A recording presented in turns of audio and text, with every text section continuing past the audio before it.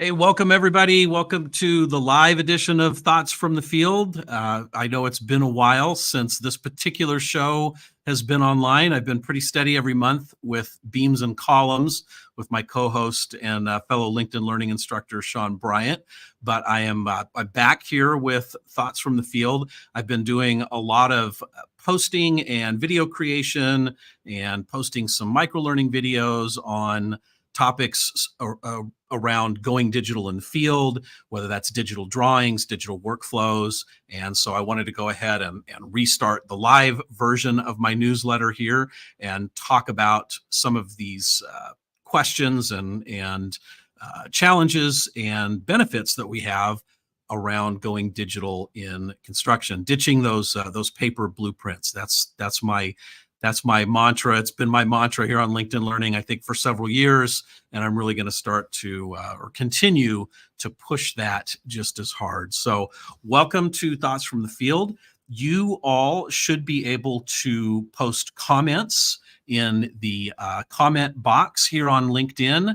I think I'm also streaming to a few other channels, Facebook, maybe YouTube, and X, formerly known as Twitter, right? You should all be able to post comments there to me.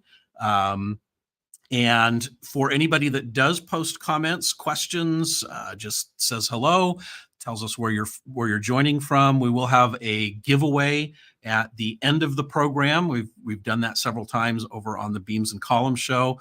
People seem to like that, so I'll be giving away. You'll see my logo in the upper right corner there. My Construction Collaborative logo is a kind of a networking site specifically for construction management professionals that I have been working very hard to launch as sort of a standalone learning and information platform.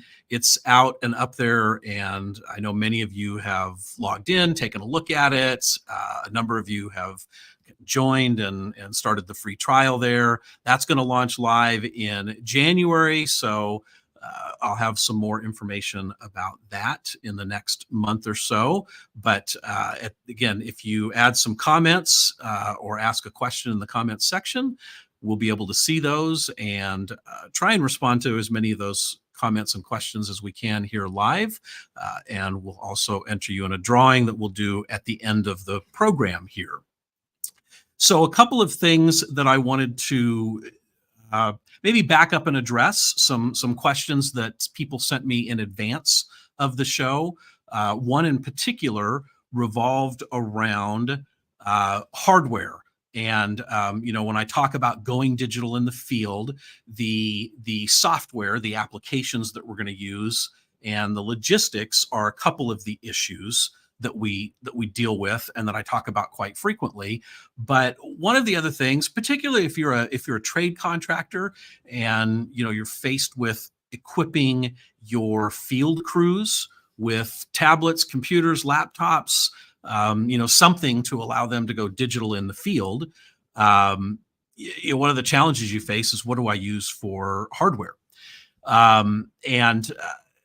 I published an article in my Thoughts from the Field newsletter just a couple of weeks ago addressing that. I talked about some hardware issues. We discussed some things like enabling Wi-Fi access on the job site. There's some of the tool companies now have purpose-built Wi-Fi hotspots and access points for construction sites. And that can be one issue that is maybe handled up at the general contractor level. But again, drilling down to that, person in the field level, that trade contractor level, what the heck do I give them, and can I really buy them computers and laptops, and will they survive out in the field? And what I talked about in my article was, even though I'm really an Android person, I am not an iPhone person at all. I really kind of settled in my article on, well, I guess I'm going to give in and say the iPad is the best device to use. And I base that just on the screen resolution and the battery life and the fact that there's plenty of rugged cases that you can get for it. And then I've also talked a little bit about using the LiDAR capabilities that are built into the iPad Pro to do some quick laser scans of as-built conditions, and I'm going to expand on that in the coming months as well. But the one issue with the iPad is particularly if you go to the iPad Pro or you get one, about 11 inches is kind of what I think is needed to really view drawings well in the field. You can do it on a phone, but it gets pretty annoying if you're trying to view your blueprints all day long on a phone. So that 11-inch tablet I thought was really good, but they're a little pricey. So I did come up with, I'm going to try and pull it up on the screen here. They started poking around Amazon, right? If you want to find or buy something, then Amazon's always the place to go, I guess. I found this Android tablet, which you can find lots of Android tablets, but they tend to be like 4 versions behind on the software. They're not rugged. You can't find any cases for them. And that's why I went with my iPad recommendation. But I just wanted to throw this out there. I bought this a few weeks ago, this 10-inch Android tablet, which I still think is pretty good screen real estate. It's got the current software. It seems to be really rugged. I've been throwing it around and dropping it, running different software on it. All the Microsoft Office suite programs run just great. I've been running FieldWire on it. We're going to talk about and look at that in just a little bit. It's got a great camera. So anyway, I just I thought I would throw that out there. That's not the right slide, but if you're interested and you want to find it online, you can go check it out. I do not know much about this company other than they've responded to most of my my emails and calls and sent me a couple of additional little parts and pieces that I was looking for. But again, it seems real rugged. It seems to run the software really well. So when I finish really putting it through its paces, which will include giving it to my 10-year-old, and I figure if it can survive him, it can survive the field. So when I do that, I'll kind of revisit this this topic and tell you what I think about this this tablet. So we've got some comments coming in. We've got lots of people joining us. I'm really excited about that. There were about 300 of you pre-registered. So we've got Max from Houston, Patrick from Virginia, Rachel from the National Center for Construction Education and Research. Great to see you all. Looks like I have a few construction management students or graduates from ASU where I used to teach. Love seeing that. I do miss my students.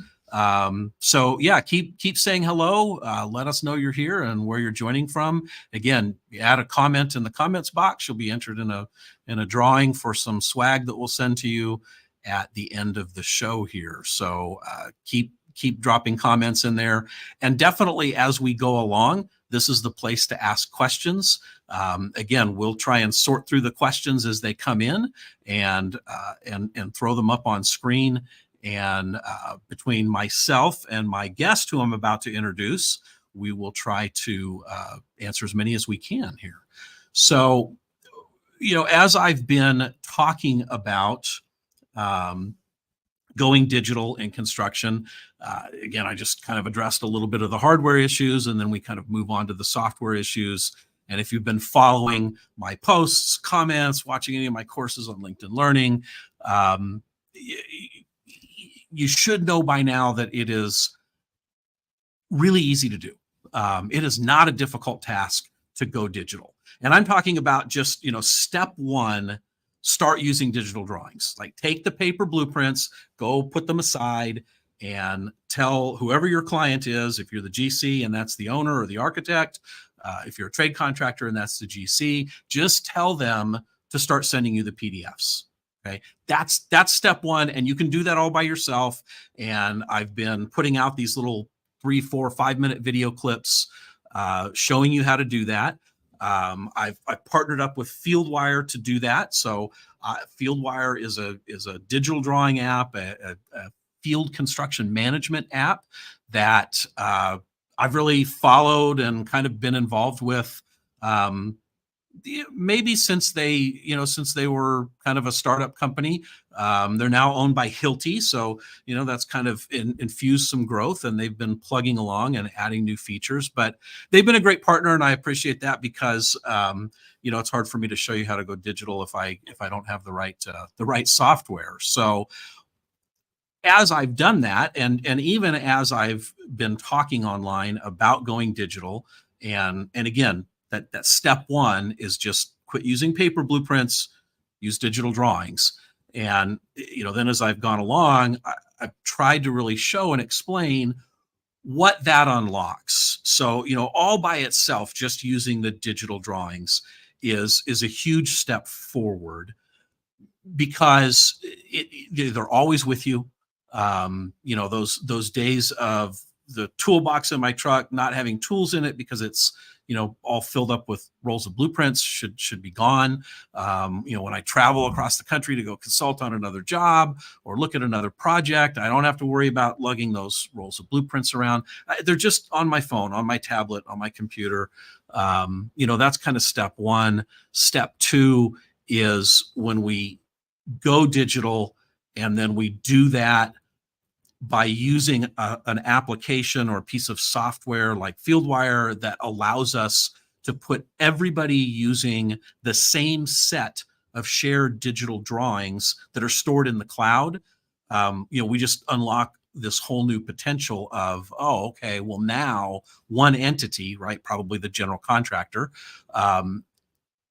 can manage the whole set of drawings for all of the trades. And I want to talk about that for just a second before I introduce my guest, because I've had some conversation this week with some trade contractors that I feel like there was all of a sudden a light bulb that turned on, because they always want to know what's in it for them, right? So the general contractor went digital. They're using this app that they now want me to jump on and learn and put my field on. What's in it for me? Well, number one, you always stay current on the right set of drawings. So what I mean by that is when the general contractor's using a system like this and keeping track of all the digital drawings in this system in the cloud, they're now managing all of your plan revisions for you if you're a trade contractor. In other words, when their client, the owner, sends them revision number 14 and they electronically slip sheet it into their set's your set. It's not hidden in the trailer, locked away where you have to go look at it. You don't have to wait for them to copy all the plan sheets and send them out to you. They just electronically slip sheet it. And the instant they do that, you as the trade contractor can be notified. And even if you choose to ignore that notification, right, because we all get busy, it kind of doesn't matter, because when your field crews go out to the field and they open that same shared set of digital drawings in the field, they'll always see the current version. If they manage to figure out how to navigate back to the outdated version, it will say right on there that this is outdated and direct them towards the new version. I think it's an incredible feature. Just the simple fact, as a trade contractor, just the simple fact that the general contractor will now, virtually manage your drawing revisions for you. All you got to do is log in and look. Will more than pay for the cost of the software and training your people. Trust me, it's a huge benefit. And Bill, I see some questions coming in from Bill Baxter and a couple others. We'll get to those in just a minute. What I want to do now is introduce my guest from FieldWire, one of their product managers. And as FieldWire has progressed, what I've watched them do is kind of go from, probably what started out as really just a digital drawing app to more of a field management app. And that's really exciting, because what happens, step one, like I said, is just ditch the paper blueprints, go digital, store them in a system that everybody accesses the plans in a shared set of digital drawings stored in the cloud. And when you do that, it unlocks all these other features. The ability to manage RFIs right on that set of drawings instead of with a bunch of paper and spreadsheets and things that only one person has access to. And I've been posting about those things. And today, Joe Fitzpatrick is going to join us, and I'm gonna pull Joe up here. Joe, say hello to everybody. Hey, Jim. Thanks for having me. Hello, everybody. Yeah, Great to yeah. be here. Thanks for joining. So I happened to be in San Francisco a couple of weeks ago and had the opportunity to sit down with Joe, and he was showing me all these cool, really new features. Right? They haven't several of these things, and change orders in particular really just launched. And so as he's showing me all these things, I thought, well, this is, we need to go on and talk about this. So again, thanks for joining me, Joe. You've really been involved, and I should do, by way of introduction, just a little bit. Prior to FieldWire, you were a project engineer for about 3 years, intern at Whiting Turner before that. Is that right? Yeah, absolutely. Yeah, got my civil engineering degree, then decided to go the construction route. So had a great Nice. internship at Whiting Turner, then did a stint at Trubeck Construction in San Francisco for 3 years, built Uber's headquarters over there. Nice. And then after that, joined a construction startup, AE Core, that does TI improvements, design build, and also builds their own software in the Bay. So that got me into the tech side of things, and then joined FieldWire about 2 years ago, and been focused on building new tools, new project management tools at FieldWire, Smittles, and change orders.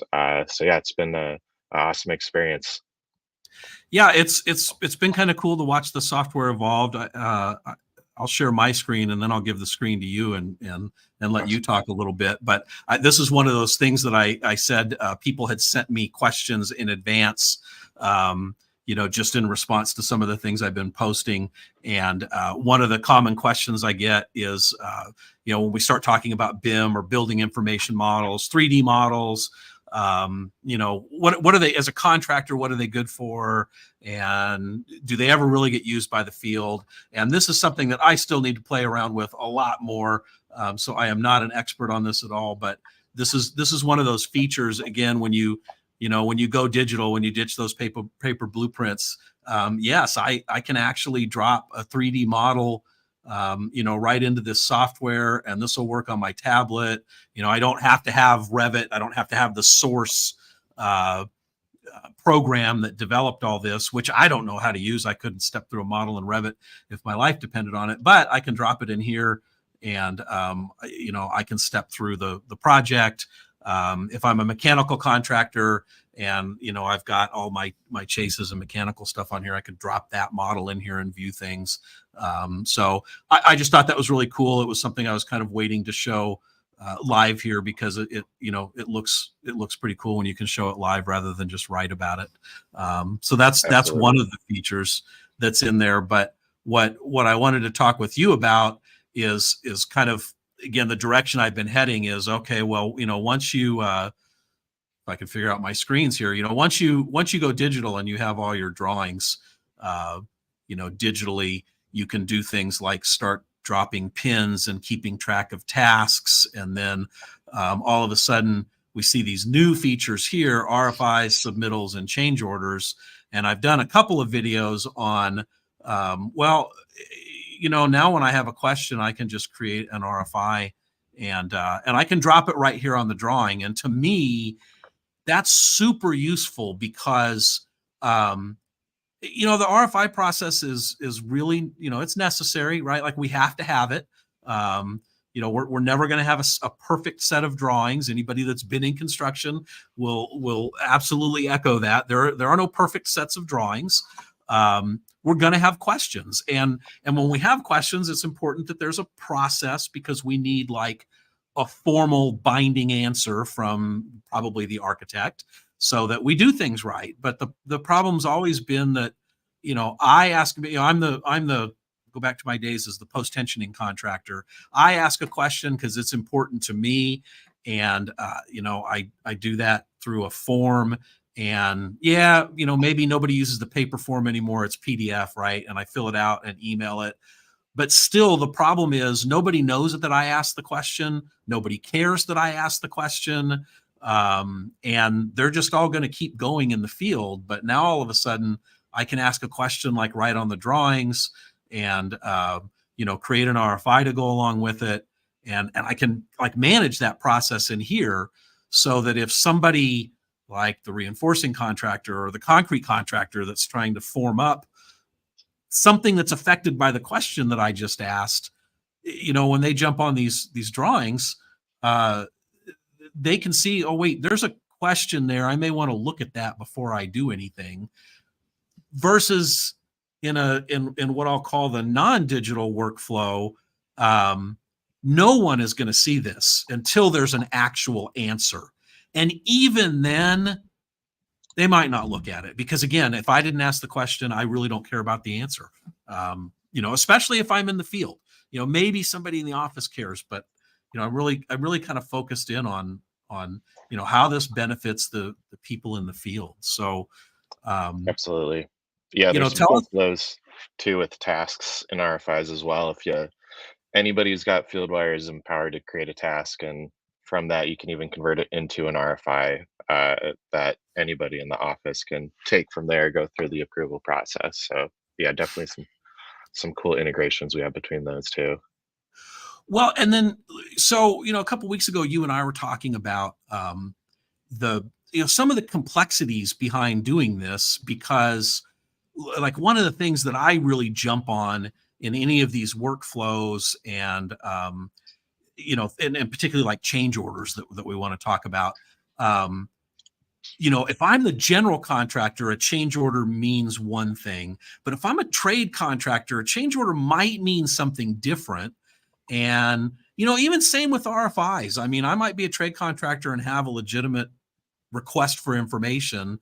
But and I need to ask that question, but if I'm the general contractor, I do not want my subs asking my client questions or submitting change order requests to them, right? That causes all kinds of problems because, maybe I know the answer as the general, maybe it's really a question for me, or, maybe they do have a change order request and it's legitimate because it wasn't in their scope of work, but it's not a plan change. It's not something that ever needs to go to the owner for a request. And so, when I start to think about that, my mind, starts to twist up a little bit and like, okay, well, how do you build, can you build something like that into the workflow and still keep it simple and not have 5 different types of workflows, to control all that. So I think you've got that. I mean, you showed me, kind of how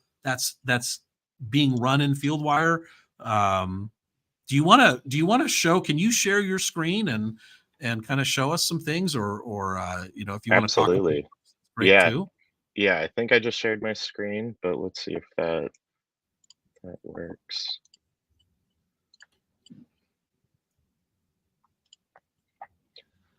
Yeah, let me know if that shared screen was popping up.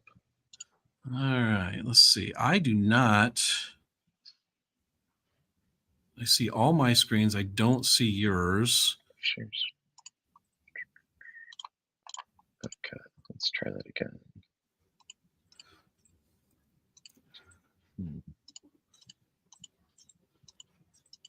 Always fun to deal with. You think after, I don't know, all the years of COVID, we'd have all this stuff, all this tech stuff down, but we're still working on it. Yeah, it looks like it's sharing, but I think it just has like my screen, my video enabled, but not the screen for some reason. All right. Well, let me see what I can do here on my end. I'll yeah, if you share your screen, I can kind of walk us through exactly where you're going with that. Right. So I'll switch over and again, let's just start with this, right? So here's, I've got a bunch of projects stored. So again, if I happen to be driving around and I get a call on, 123 Main Street, I can just click on that and I don't have to stop and unroll my blueprints and try and figure out if I even have the right set. I know I keep harping on that, but there are so many people in the field that, they're not there yet. They don't have this. So I'll start with that. Absolutely. So yeah, I'm on that. Is this the job you want to show, this Perfect. 1, 2, 3 Yeah, Main Street? yeah, that's it. So yeah, this is our new change orders module. Our most brand new feature we've just released. So it'll look a little different than some of our other features, but this is the list screen where we have all of our change orders. Um, and like you mentioned, one thing that's very important, we want people to be able to see only things that they should be seeing. If you're in a subcontractor's company on your GC's project, GC doesn't want you seeing all of their change orders. They really only want you seeing the subcontractor's change orders. Mhm. And so one thing we've done to try to make the visibility, as well as the actions, who you can send change orders to, is this concept that we created called the lead company. So if you click on the gear icon on the bottom settings page, we can Mhm. check that out. Or actually on the people icon just to the left of that. Yeah, we have this concept called the lead company, which essentially allows you to set a lead company on the project. That's typically the project owner of the project. So commonly a general contractor, but also could be the subcontractor if they have third party subs beneath them. And what that does is it's a simple way of blocking certain companies from sending RFIs, submittals, and change orders to only your company. So if subcontractors create them on your project, they can only send them to you. They can't bypass you and send it directly to the architect or the owner. Yeah, So nice. something super important, just making it really easy to lock down the different workflows, just one button, and it sets up those workflows for you. Nice. Yeah, and we can probably jump back into the change order screen, and I can talk through some of the cool features we got within there as well. Okay. So if I'm, let's say Okay. we could do it as the owner, or I'm the general contractor. I'm gonna kind of run this through me, and I would just set myself as the lead company, and at that point, um, as I add new users to the project, they're the ones that are going to be able to see the plans and interact with the project, and they'll all be able to create, in this case, change orders or RFIs. But at that point, they can only send them to me, right? Like the workflow stops at whoever the lead company is. Uh, Exactly. Yeah. Yep. okay. All Completely right. correct. All right. So then Yeah. if we go back here, Yeah. So this is the list view, your change order log. One of the new features we added within this, or we can maybe just talk through, what data we have in here. So on sure. the left, we got the number and the revision. So we got concept of revisions within change orders. You can create as many as you want, and they all live within that history of one change order. We got the Okay. name, status, due date, if required, and then highlights it red when it's overdue, total value, and then assignee. One thing with our value, uh, no matter where you're located, you can add in your correct currency. So if you're in the United Oh, States, you can add in okay. USD.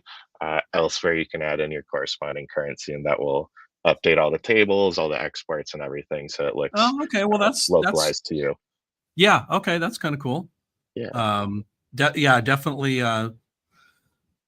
becoming more global, I guess. Right. I was just on a project where they um, changed one of the marble panels, and it had to be shipped from Italy, and Oh wow. you know the pricing was got right. Everybody gets confused, so that's kind of Yeah. cool. I Yeah. like it. I like Yeah. it. Yeah, and then one of the other, we wanted to give like a high level overview to, those executives, any stakeholders who want to have at a glance, see how the project's doing, the financial health of it. So at the very top, we got what we're calling the status summary. It's essentially a scoreboard showing you by status, total value of change orders within that status, and the total count of change orders within that status. So Okay. if we want to see, everything outstanding that's in maybe our client's court and that pending approval status, we can see we got about 600,000 outstanding. So that's kind of what's Okay. at risk right now, for Nice. any executives on the project. If they want to get at a glance, they can kind of see that. Okay. Um, okay. So I got pending approval. Like you said, that's kind of if I'm the GC, that's what's at risk right now. Yep. Um, Draft is probably things that have been created that aren't haven't necessarily been submitted to me or to the owner, but I know they're coming somewhere. Is that Exactly. Yep. okay? Yep. Completely correct. And then Uh, requested and pending revision. So like you mentioned, many different types of companies use Fieldwire, whether you're a subcontractor or a GC. We wanted like both flows to work for you. mhm. Whether you're just using it internally for your company, somebody else is using, another system.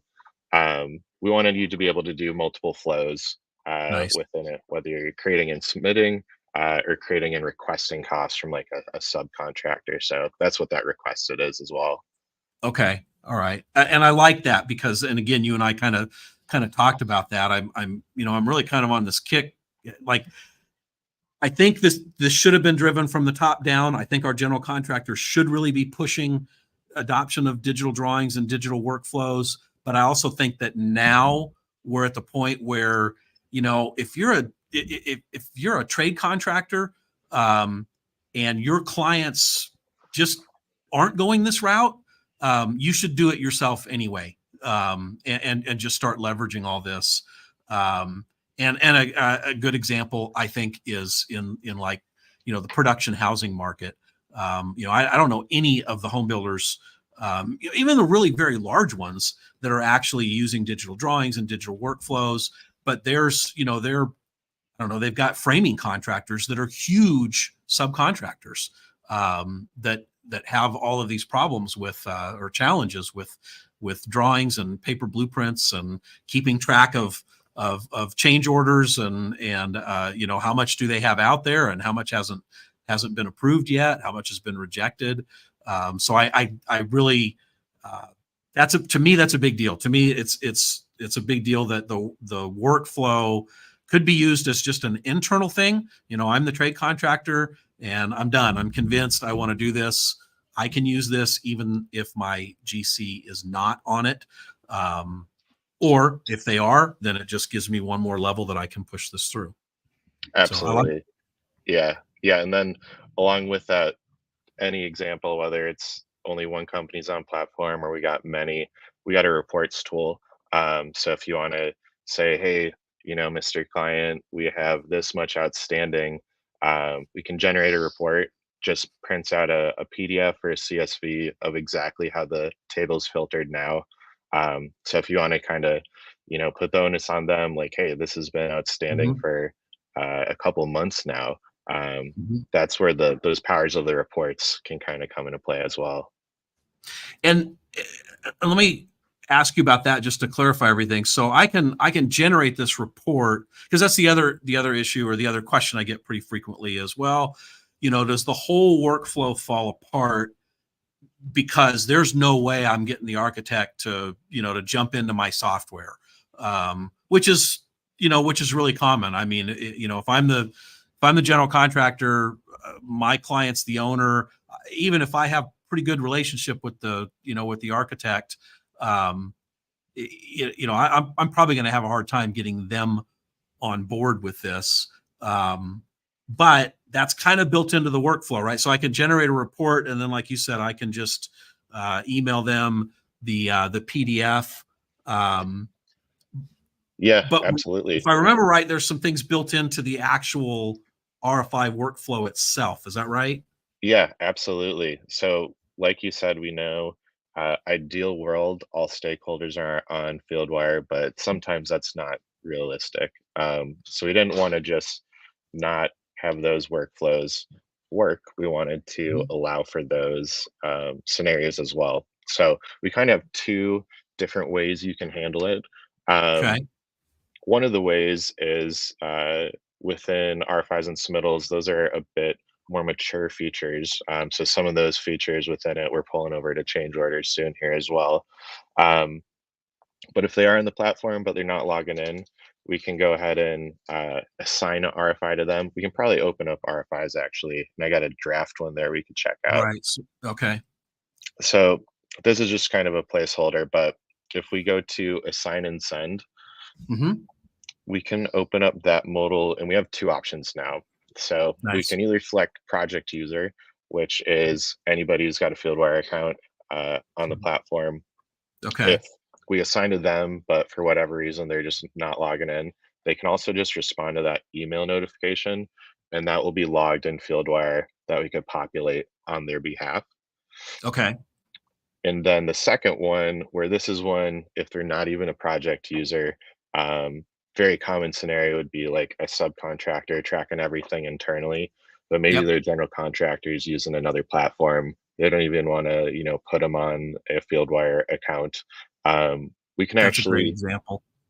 enter their email address, and it will actually send a PDF version of the RFI or submittal and eventually change orders here um, for them to use. If they got their own system, they got to run it through.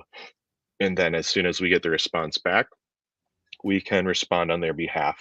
Um, but the cool thing is, in all of our logs, in all of our exports, we're seeing it's assigned to that email address, so we know exactly whose court that action is in.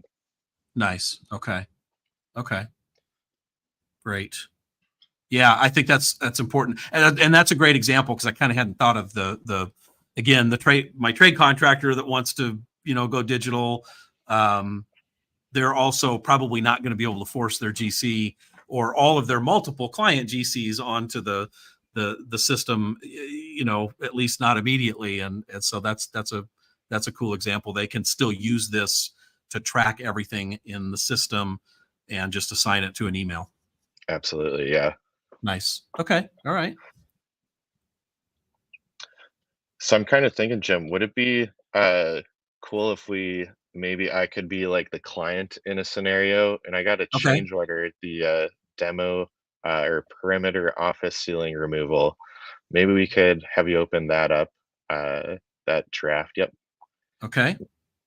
And we can kind of check out. This is the what we're called the detailed view of the change order. So in the draft state, we kind of split it into three areas. We got our header up top, all of our details on the right side of the screen, and then all of our cost information, which is really the meat of the change order, in that cost block on the left. Okay. So just walking through, maybe on the right side of the screen, we have a reason drop down with a bunch of common reasons for maybe why a change order exists. Okay. Design change, owner change, unforeseen condition, and so forth. This one's we're calling it owner change. Okay. And then we also have a reference number. So this is just a text field. You could use it however you like. If you have, Okay. a GC who they have their own change order number and you want Hmm. to put that into yours, that's like one of the common scenarios we hear for that. Okay. And then schedule impact, if applicable, totally optional. We said this was about a 10-day impact. And then the description, which that's really where we'd put our scope of work down there as well, Okay. and kind of spell it out exactly what that change was. See if I can get a little more screen real estate here. There we go. Nice. Yeah. Awesome. I like the schedule impact. Again, if you watch any of my classes on LinkedIn Learning, don't forget the schedule impact in your change orders. Absolutely. Trades or GCs. Don't forget your timely notice right here. So I like it. Yeah. And then one of the other items we have all throughout Fieldwire are watchers. So that's like a CC on an email. Anytime Okay. you move that change order, RFI submittal task forward in its workflow, that person who's a watcher will get an email notification, let them know, hey, this has changed. So they're always kind of in the loop in the process. And you can change the watchers are like per change order. Is that right? Yep. So Yeah. I don't know if, I may say if I've got, if they're under $25,000, my watcher's the PM, but when we start getting $250,000 change orders, I might want to add the the project director or somebody else on there. So that's per change order. You can Yep. just add whatever you want. Nice. Yep, absolutely. Okay. And then over in the cost side, that's where we kind of break down the change order cost. And one of the inspiration pieces we had was just from talking to our customers, all the different Excel spreadsheets they were using to generate their change orders today. Mhm. Mhm. And so we kind of mimic that with the different cost sections: material, labor, equipment, subcontractor, and other. Um, and breaking down the cost between those sections allows us to do a couple of things. One of them, it's just get more specific, with our unit types, time versus measurements for like labor and equipment versus materials. And then more importantly, it allows us to add markups to individual sections or the overall change order as well. So depending on how your contract is structured, we wanted to build the cost of markups to really be flexible to handle all the different scenarios, whether you can mark up your labor differently from your materials. Maybe you got material tax you can throw on there, or a labor rate that's different from your equipment rate. Or if it's just one simple markup, we allow you to do that as well. Okay. So that's one of the things that unlock separating those out. Okay. And Yeah. then So I could add a new item here, and like in this example, it looks like you've got just one markup applied to everything, to the yep, subtotal. But I could say, well, I want to apply a 20% markup on labor and a 10% on equipment and 5% on my subs. I can go through and do it that way as well. yep, absolutely. Okay. All right. And then that last one, what we call the final markup, it's a markup on top of a markup. So most commonly used for like a bond or insurance. Mhm. Oh, Again, okay. kind of depend on how your project's structured. But Hmm. we wanted to make sure you weren't leaving any money on the table when you're Hmm. creating your change order. Really allow you to do everything that you're entitled to do. Nice. Okay. All right. And then, yeah, beneath there, that's where we got all of our backup documents. So I added in, an image and our meeting minutes where one of the changes was identified. But if you got anything in the files tab, we can throw that in there as well. Um, and this is Oh, really okay. where the where we're heading with this is a lot of the different links between modules will be able to happen here down the road. So Yeah. forms, RFIs, tasks, plans, and so forth. Um, we'll kind of be able to link it to anything else within FieldWire down the road. Nice. Yeah, because if I remember right, like if you go to the RFI, let's Yep. see if I do this right. The RFI module, Yep, over on the I right as well. yeah, my attachments, I could Oh yeah. even go in and crop a plan section directly on. So if I'm asking a question and I want to make it really easy for the architect to find everything and not have to jump them through, jumper through all the plan sheets, I can just crop the plan and stick it right on here as well. So, Yep, yeah, that's kind of cool. absolutely. And I'm thinking if we wanted to, one of the cooler features we have as well, is the revision workflow. So Okay. revisions, we know change orders, if a change order goes through the first time without any changes, fantastic. We know that's not always the case. So we wanted to make it really easy to do revisions within change orders. Um, so one of the change orders we can probably have you click on is the rejected change order towards the bottom of the screen. All right. That one here. So this change order was just rejected Okay. by the client on the project. Uh, it looks like we don't have exactly why in the notes, but if they Okay. were, maybe they told us in a meeting, so we know Yeah. exactly why we're doing it. Um, but what we can do here, a couple of options. If we want to continue to pursue the cost and create a revision, if for whatever reason we didn't want to, we can actually void it as well. Um, Okay. maybe it's just a errant thing that we realized was actually in our contract or something along those lines. Hmm. um, so the create revision workflow, we can actually do that one, and we can always download it, yeah, as well. Okay. So go ahead and create revision. Yeah, So this, yeah, so like you said, I like this. So this has been submitted. It got rejected. Maybe it got rejected because whatever, there was too much markup on it, or somebody got a little over anxious and thought that the it was double the work it really is, so they just rejected it. And rather than having to start a brand new change order again, I can just create a revision to this change order and kind of nest that in my log. exactly. Yep, Okay. yep. All right. Yeah, and then, if we did want to include or build off of what we previously submitted, the previous cost information or backup documentation, we got 2 check boxes to just copy over that old info. But, Okay. for whatever reason we didn't, we could also start from scratch. So we give you the option for that, depending on, maybe it's a super complicated change order that you only got to change a couple of things.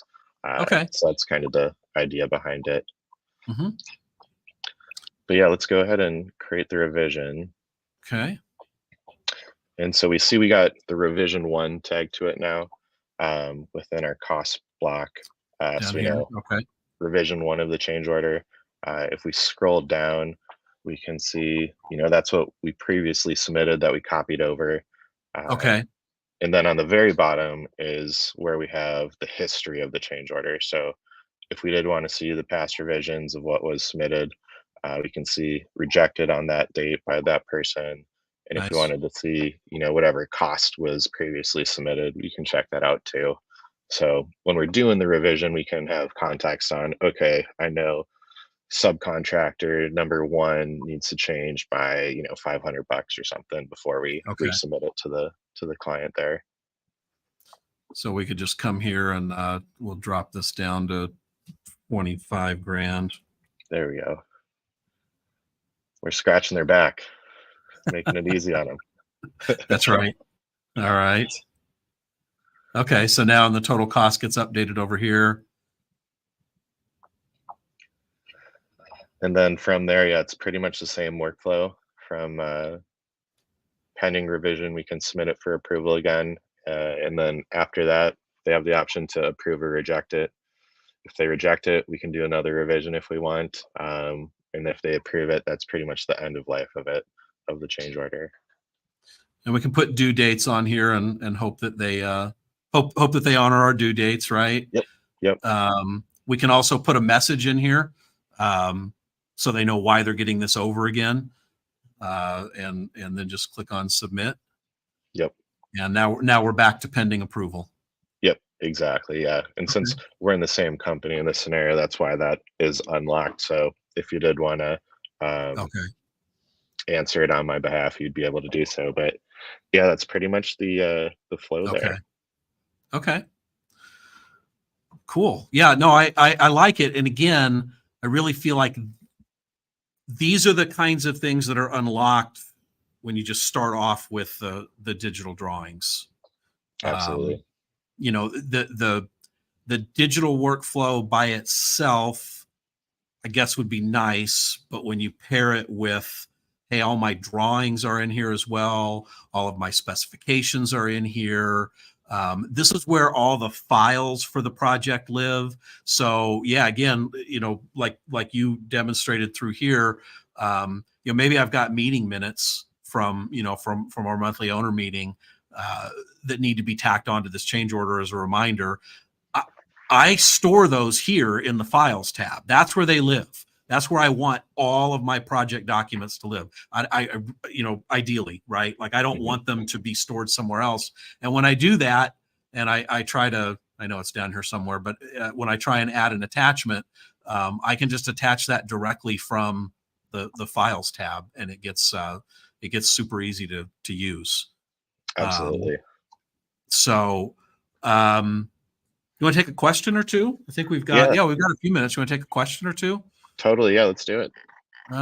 So let's see. We got a bunch of hellos. We got everybody from Canada to France to Cape Town to here in the States. We've got lots of people joining us. Let's see if I can throw up a question or two, though. Bill Baxter, how much involvement with digital construction documents do you see electrician apprentices having? I teach at a trade school for electrical apprentices. Most of my students wonder about the relevance of the material for them in their role as electrical apprentices. My answer has been someday the skill may help you become a foreman. Do you have another take? So let me see. I'll take that one, and then if you want to add anything, jump in, Joe. Yeah. I'm going to pull this off the screen for just a minute. So that's an interesting question, and I know I met with several other people at FieldWire when I was out talking to you, and one of the things we were talking about is, well, how do we start teaching this particular workflow at, again, whether it's an apprenticeship program or a university for construction managers. I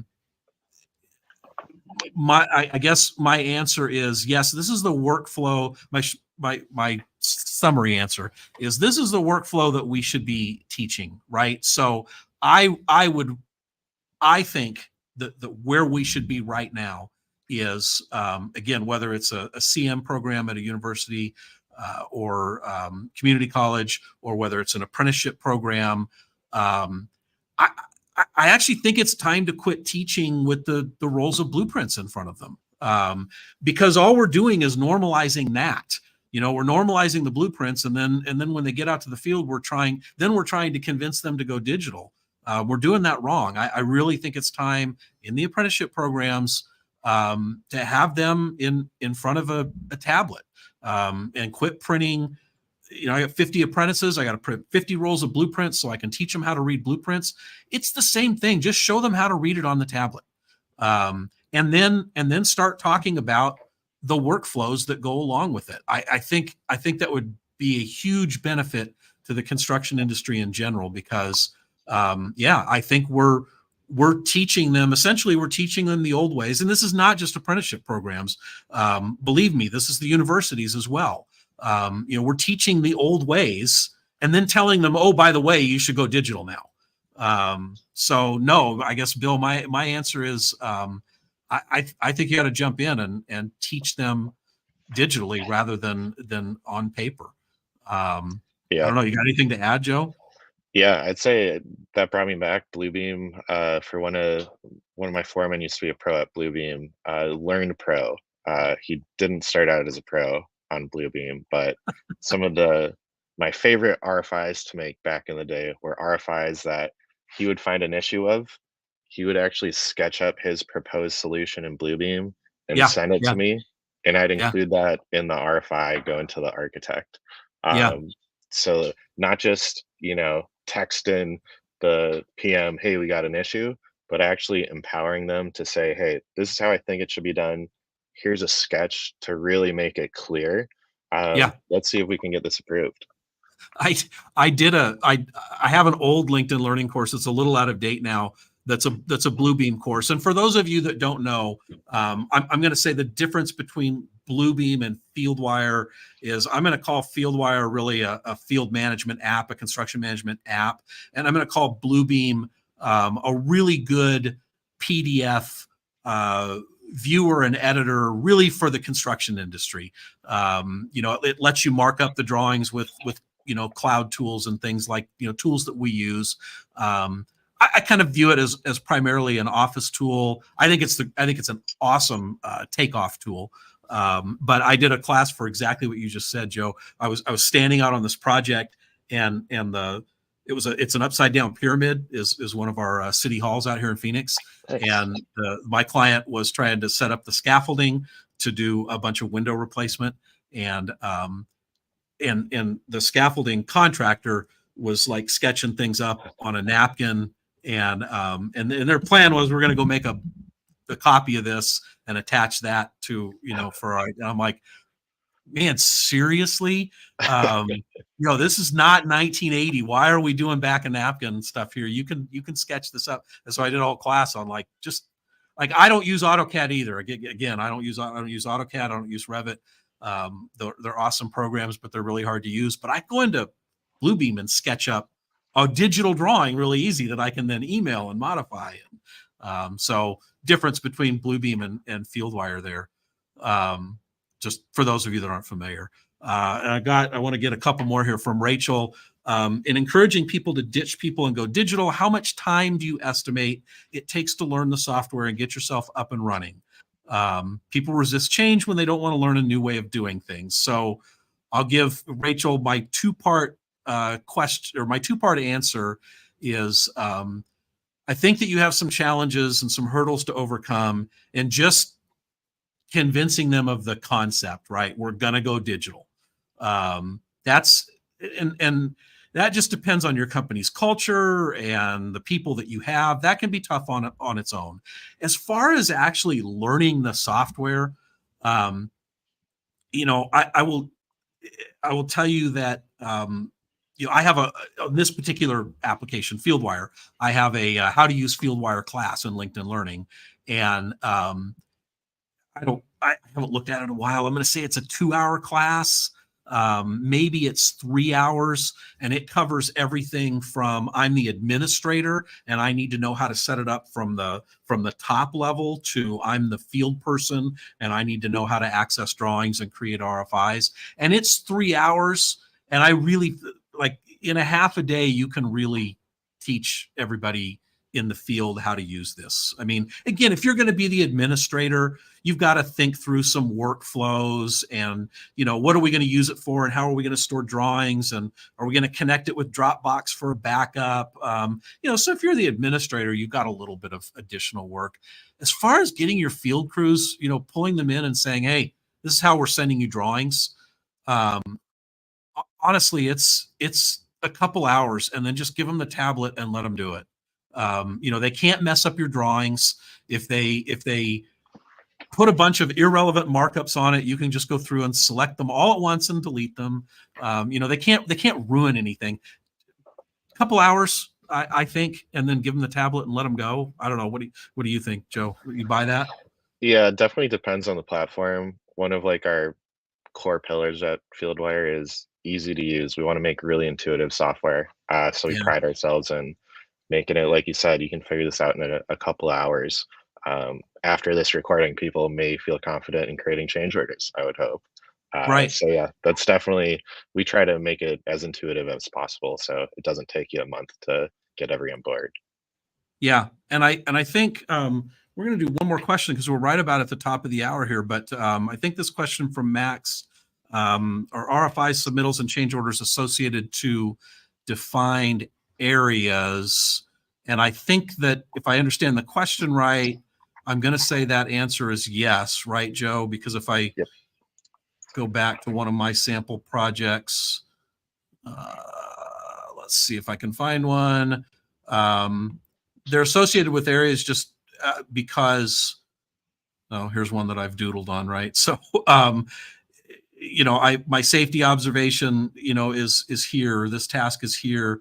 If I create an RFI, I can associate it with a pin on the plan, right? So Yep. to me, that's how I associate them with areas. There's also Exactly.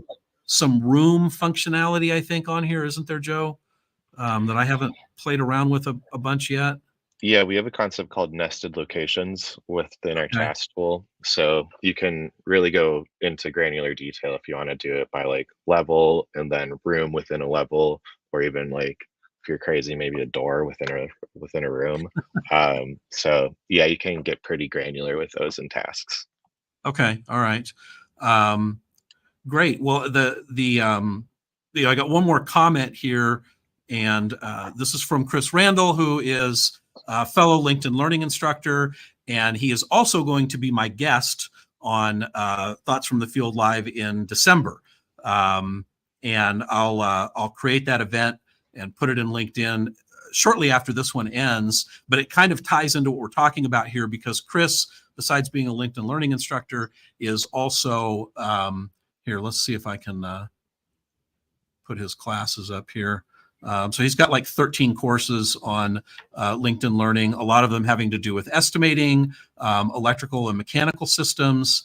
And Chris also runs an electrical trade contractor and has a bunch of experience getting the field crews to buy in. So he asked to come on and you know, have us chat about, you know, okay, Jim, you keep telling everybody to do this, but I've, like, you know, this is Chris, like I've experienced trying to make them do this, and I got a few ideas on what works and what doesn't. So, the key to overall acceptance and making these programs useful is to achieve buy-in, especially with the veteran tradespeople, right, who don't like change and maybe don't particularly want the tablet that you're trying to give them.